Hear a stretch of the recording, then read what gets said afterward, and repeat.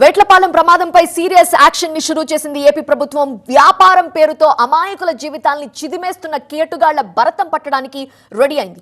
అంతులేని విషాదంతో నిండిపోయిన బాధిత కుటుంబాలను సీఎం చంద్రబాబు నాయుడు సైతం ఓదార్చారు. అండగా ఉంటామని భరోసా ఇవ్వటమే కాదు, ఆన్ ది స్పాట్ అధికారులను సైతం సస్పెండ్ చేస్తూ పూర్తిస్థాయి దర్యాప్తుకు ఆదేశించారు. ఒక్కరు కాదు, ఇద్దరు కాదు, వేట్లపాలెం బాణసంచా తయారీ కేంద్రం పేలుడుకు 20 మంది సజీవ దహనమైన ఘటన గుండెలు పిండేస్తోంది.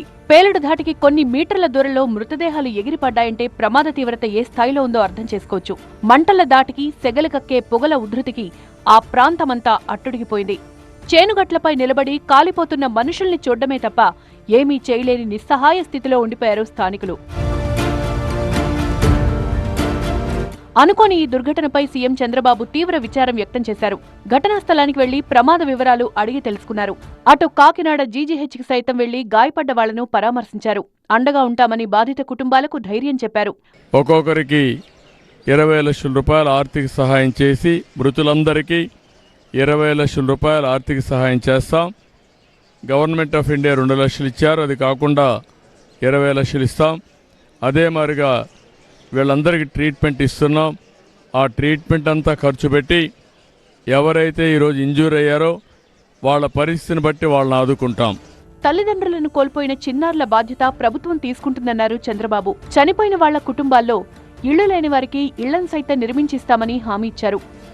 ఎవరైతే వీళ్ళల్లో కొంతమంది చిన్న పిల్లలున్నారు, చదువుకోలేని పరిస్థితి కూడా ఉంది, వాళ్ళందరినీ చదివించే బాధ్యత రెసిడెన్షియల్ స్కూల్స్లో పెట్టి ప్రభుత్వం తీసుకుంటాం.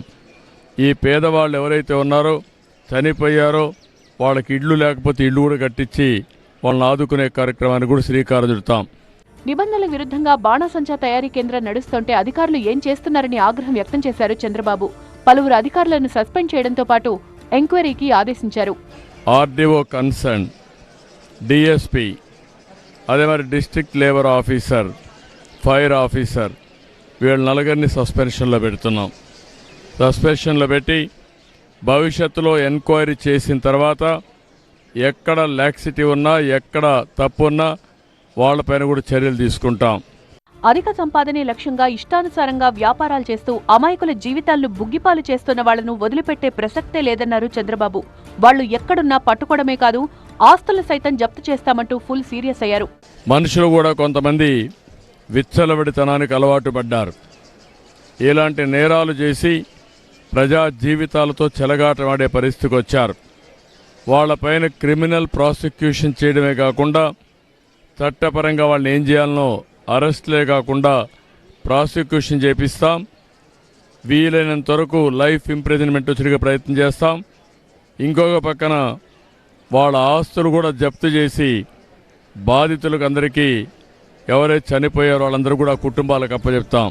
మొత్తంగా ఇలాంటి ఘటనలు పునరావృతం కాకుండా చూసుకుంటామన్న చంద్రబాబు అనుమతుల విషయంలో జాగ్రత్తగా ఉండాలని అధికారులకు స్ట్రాంగ్ వార్నింగ్ ఇచ్చారు. ఇటు డబ్బు సంపాదనే ధ్యేయంగా నిబంధనలను గాలికొదిలేసి వ్యాపారాలు చేస్తున్న వాళ్ల అంతు చూస్తామన్నారు.